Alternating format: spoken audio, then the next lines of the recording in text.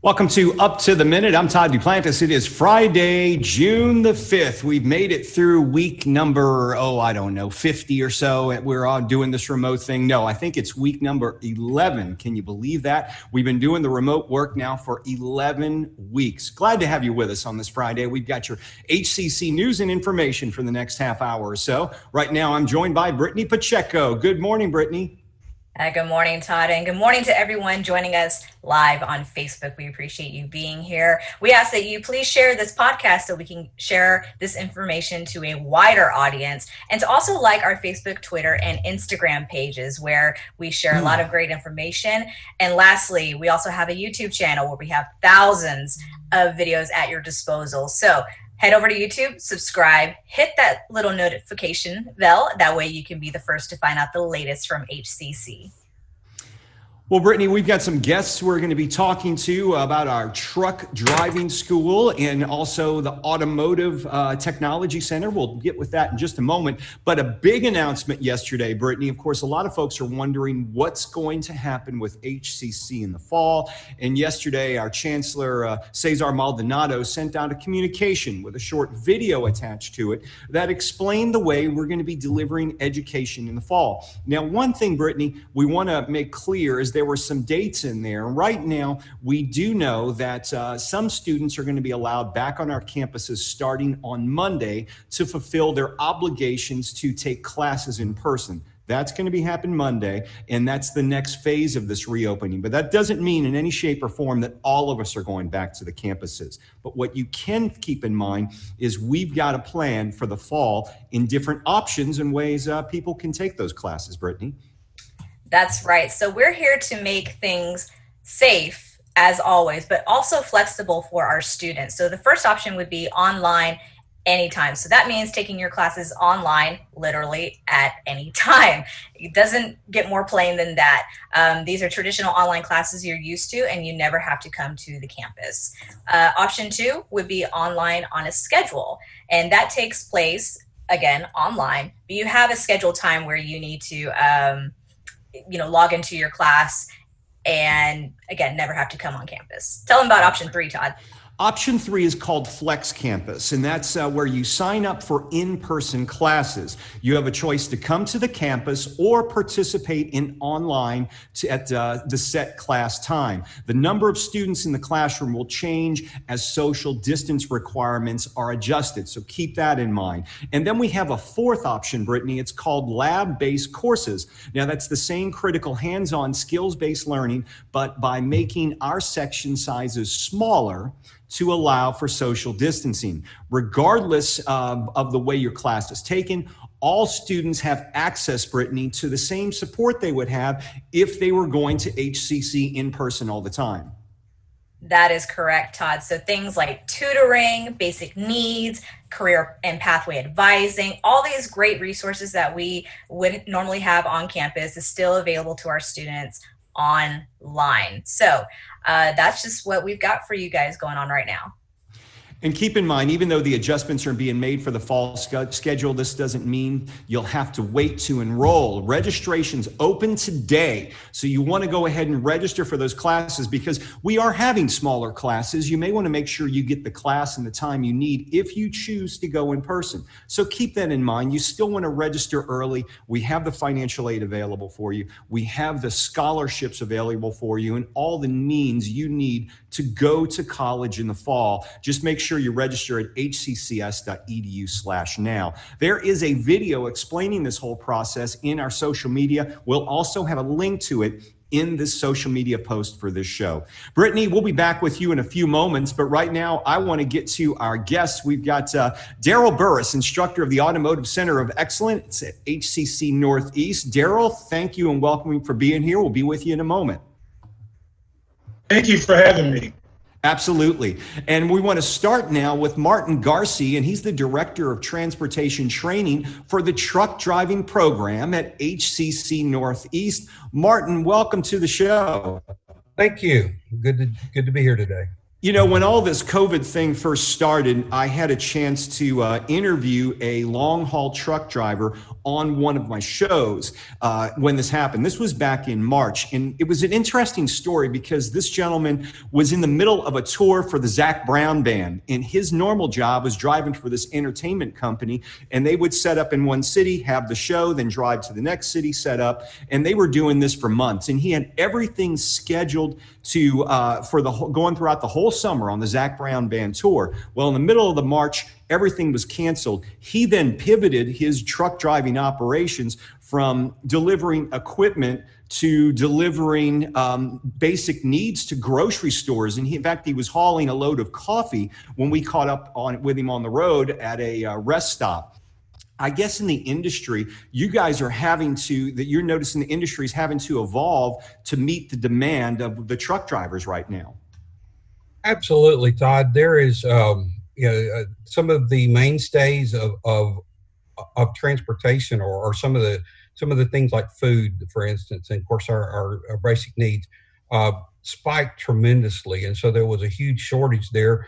At the same time, when people quit driving, fuel haulers didn't need to carry as much fuel, so they were able to switch to hauling food and different things. So several segments have just gone through the roof, needing more and more drivers. Others has been a little bit slower. The oil field slowed down a little bit and those type of things. So it's a mad scramble, but it's always been said people who haul food will always be needed.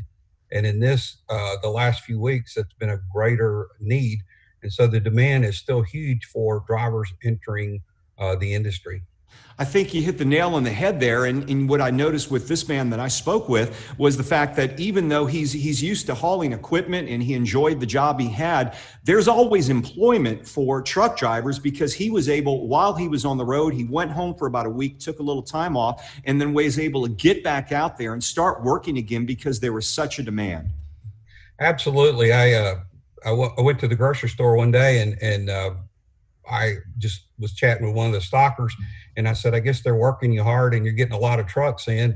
And he said, no, we're not getting as many trucks as what we'd like. We can't find enough drivers. Wow. And of course, being in the business that I'm in the driver training, it was kind of like, oh man, we need to be back to work and helping getting more drivers out. So there was a shortage there. As we can see, there's still, things to be hauled. Of course, the freight at the docks have slowed down a little bit, but we see that's coming back. And freight was down just a little bit for the month of May. So we're not seeing a lot slacking off in the overall market. One of the biggest questions we were asked when we went into the shutdown phase and quarantine, how is HCC going to deliver the classes to our students with online delivery? Because many of our programs like yours involve people getting behind the wheel of that truck and getting the training. How are you guys able to pivot and maintain your online instruction? A couple of years ago, we had started doing some online instruction for our classroom phase. We had not gone completely online. We were still having the students come in most days while they were in class and doing some lecture and that type of thing. So we pivoted and put everything in our classroom online. And so we were still able to enroll students. We have a large group of students that are ready to come out and drive. And our goal is, we're starting out, as you already said, on Monday, and we'll be bringing those in a few at a time so that we keep CDC guidelines. We've had several walkthroughs through our building to make sure that it's set up. We're no more than 10 in a room. All the things, the social distancing in the truck, the cleaning supplies are there. We did a walkthrough yesterday, and everything's there that we need: the mask, the gloves, the sanitizing. So it will be different. We'll have less students in the building for the summer, but our goal is to teach all the students that have been left hanging. And like I said, we have a bunch of students ready to go. They've completed their classroom portion and they're ready to go to their skills portion. And we're excited about being able to finish those students out and they receive their CDL license and be able to go to work. That's the main thing. Well, that's what I was going to ask you next, because I imagine the goal in taking the truck driving program is to get that license and to be licensed and to go out and start working as soon as possible. And I imagine these students who the past few months have been taking the online instruction are ready to get behind the wheel of that truck and start that portion of their courses as well.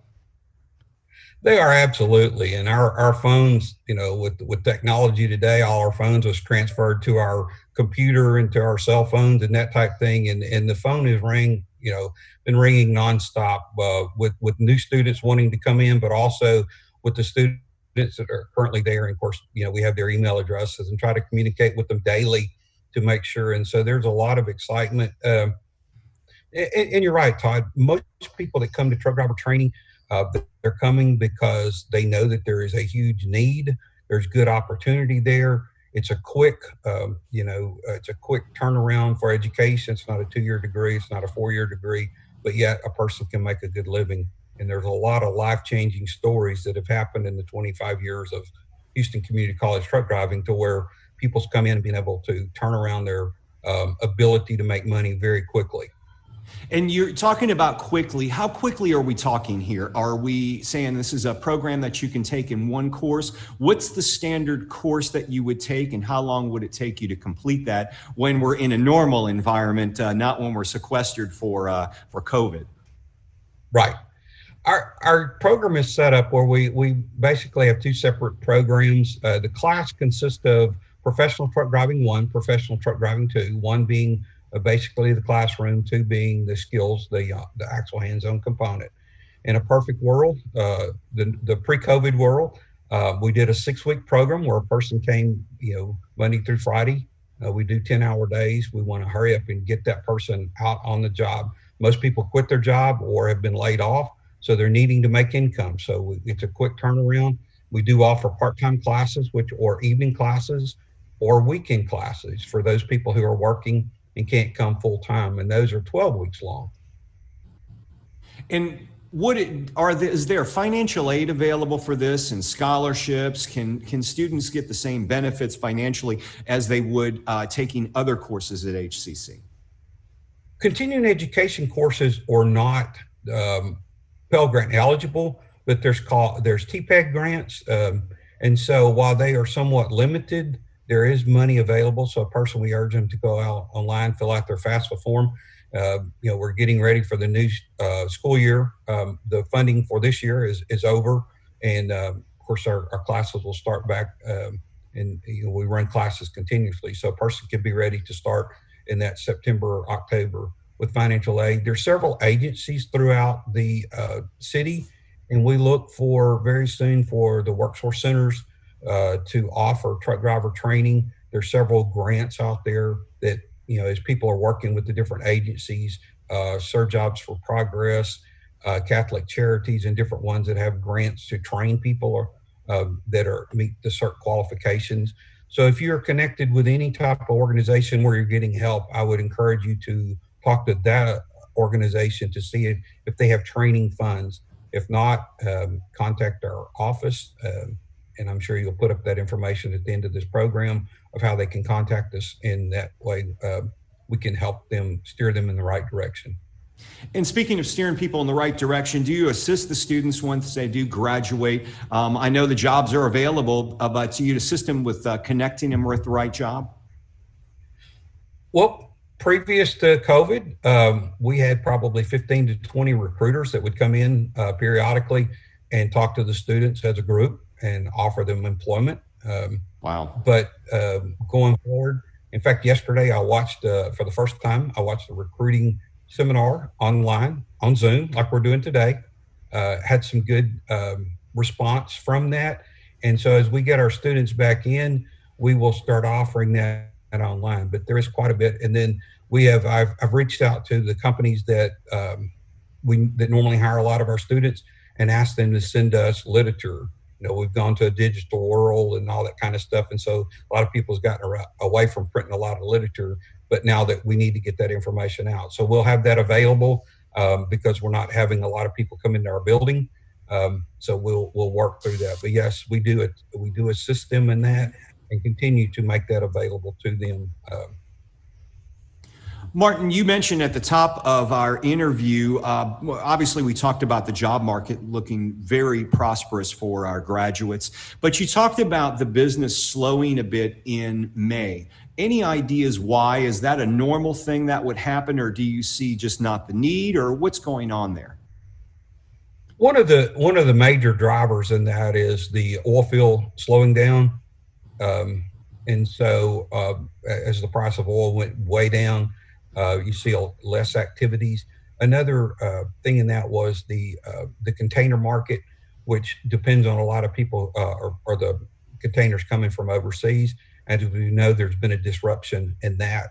So the most economists, and there's a guy named Bob Costello that is American Trucking Association economist, most people are predicting a very strong third and fourth quarter. One is because a lot of those goods that are been overseas have not been able to land here in the U.S. will be in. And so also the oil field is picking up a little bit. And of course the food, the grocery stores and that remain very strong. So they don't see much of a slowdown going into the third and fourth quarter and then next year. The other thing is that in this time, we've had probably quite a few people who have decided to retire out of the business. Right. And if you look at the demographics of the truck driver, the average truck driver is in his 50s. And so there's going to be a certain amount of turnover in that. So the prediction is that we will still need somewhere around 35 to 40,000 people to come into the industry to fill the gaps. One of the retiring, and also sometimes people have to retire because you have to be medically qualified. You have to meet certain guidelines.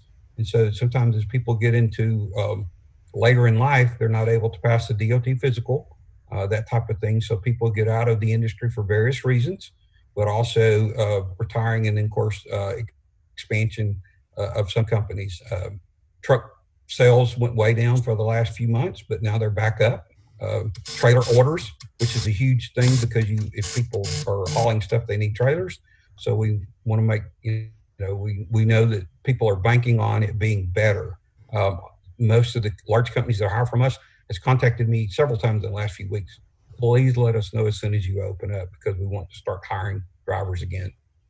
So I guess the key takeaway is we could be facing a crisis if we don't have enough truck drivers out there over the next 5 to 10 years as people are retiring. I mean, realistically, our population's getting older, so that would make sense that we're having a lot of truck drivers, kind of like in many industries, like engineering's looking at facing a shortage of trained engineers, and we could be facing the same situation with trained truck drivers. Martin, Garsee, we appreciate you joining us. Good luck in getting back to the campuses on Monday. I know you're going to be excited to be out there and see your students. Absolutely. Somewhat face-to-face with a mask on, I'm sure, but at least on the campuses once again.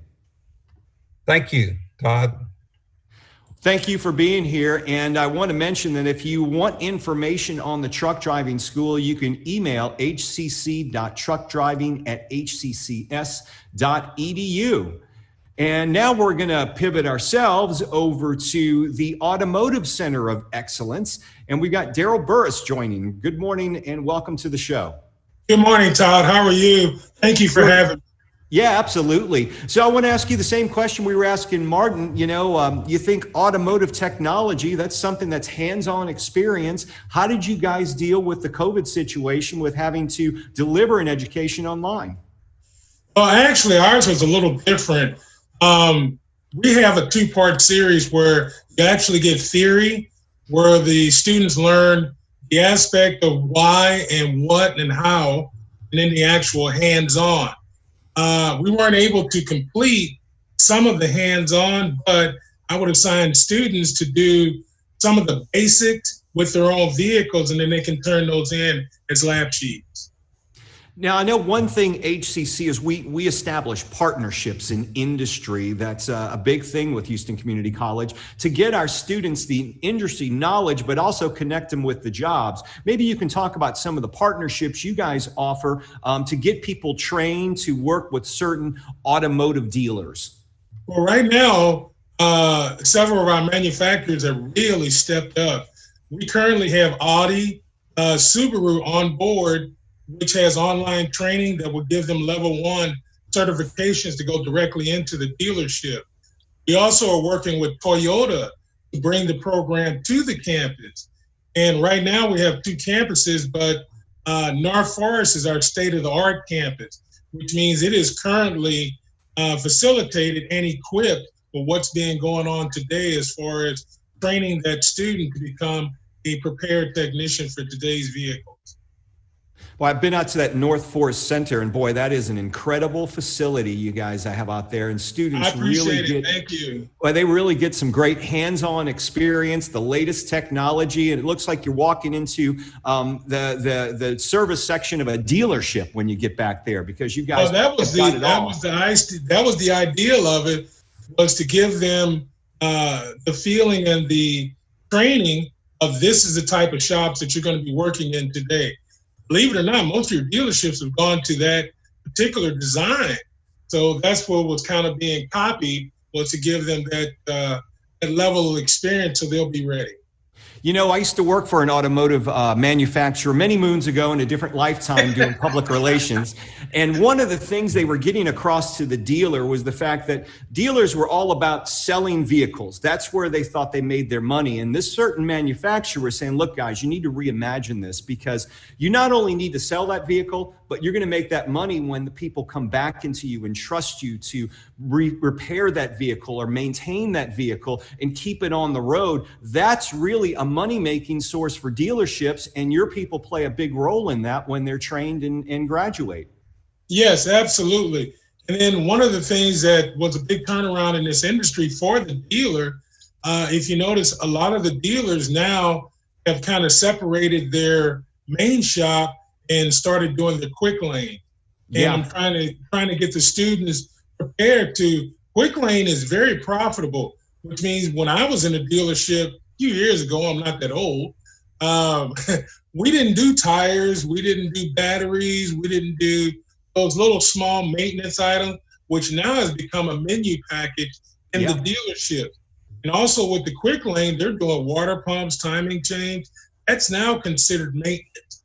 So training the students in reference to the quick lane, which is the dealer's major side, believe it or not, that's their big bread and butter, is how quick turnaround they can get that customer in, get them serviced correctly, and then get them back out the door.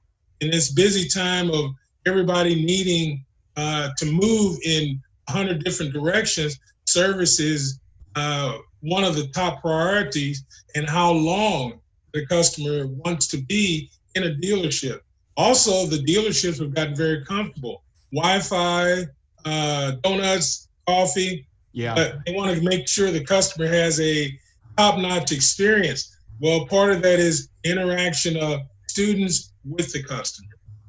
How long does your program take? I know in this world we're living in right now, many people may have lost their jobs or been furloughed, and they're thinking, I've got to get a different plan, and community college may be the way to go, and HCC has got some programs. I'm kind of interested in automotive. I do a little tooling around with my vehicle. How quickly could I go into HCC and get certified and get out into the workforce?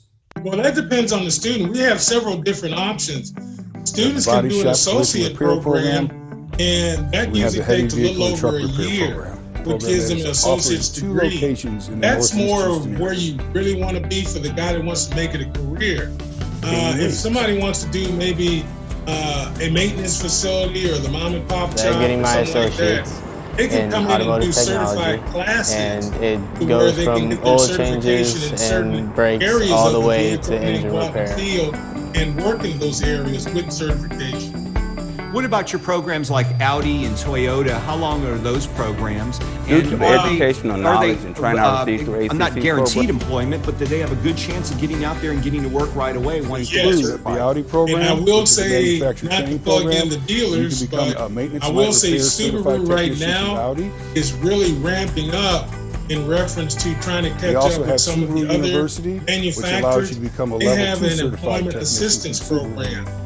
Audi Your and body shop Subaru collision are program, online, you can become so you would ICAR do certified. all your online training.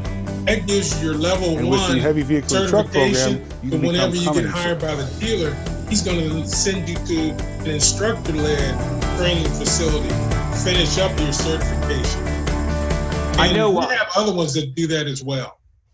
Darryl, I know I'd asked Martin earlier about, I imagine his students were dying to get back in the classroom there to get some hands-on training. Absolutely. So I imagine your students are as well. When are you going to be opening up your labs so those students can complete the spring semester? This is rumors from me, but from my understanding, from my chair and from the dean, I'm part of the test bed program, where we're actually going to do lab testing to see where we need to facilitate and where we need to strengthen for the students to come back. So we're looking at July. Okay. And being that we've changed the way we do our classes to where students just don't come in and you have class and lab, we're kind of changing that to how much is going to be in the classroom, how much is going to be in lab, what type of vehicles, how we're going to interact with those vehicles, with the students, according to the policies with this virus. You know, one of the good things, I guess, about this is it seems like we're going to have smaller sessions with students. So students are going to get a little bit more one-on-one time with instructors and less number of peers there for CDC guidelines. But that's overall better for the student because they get that one-on-one talk with you guys. Right. And typically when you get one-on-one with a student, you start to develop that instructor-student relationship. And as I like to say, the light bulb goes off. They seem to gravitate more because they'll speak to you. Students in a group, there's always 5 or 6 of them that won't say a word and they're not getting it, but they don't want to feel like being embarrassed in front of their peers. So I think this is going to be a win-win for a student. Well, Darryl, I know you are you're certainly excited about getting back on the campuses sooner rather than later and seeing your students in person, even with if it's a mask on. But we'll all do what we have to do for everybody to stay safe. And good luck to you guys. You guys are doing some great work out there, Martin and Darryl from the Truck Driving School, and also Darryl is from the Automotive Center. And if you want information on the Automotive Center, we'll have a link in our social media post for this show. Thank you both for being here. Thanks, Darryl. Thank you. And anybody's welcome to come by and see our state-of-the-art facility at North Forest. Students are welcome. You're welcome, as a matter of fact. So anytime. I've been there. I'll be back. Good. I'm coming back to see you. I'll you be guys looking for you. We're going to bring Brittany out there. She'll tell you what you need to do around the place. Thank you. Todd, come learn to drive. Well, we appreciate it. Thank you, Darryl and Martin. We appreciate it. You're welcome. Thank you so much. So, Brittany, you ready to go do some instruction out at the Automotive Center? Listen, I would love to get behind the wheel of a semi. I'm just saying. Could you imagine? Well, truck driving school. I don't even break 5 foot. Okay. So I'm under 5 feet. I'd love to drive a semi because why not? Yeah. Hey, Martin, before you go, I'm going to have a question for you. For when you're driving a semi, do you guys have cameras as backup cameras on those things now? Are those all installed on all the semis these days? There is some that is technology that's coming very fast. Remember, the trailers, a typical company will have 3 to 4 times as many trailers as they do tractors.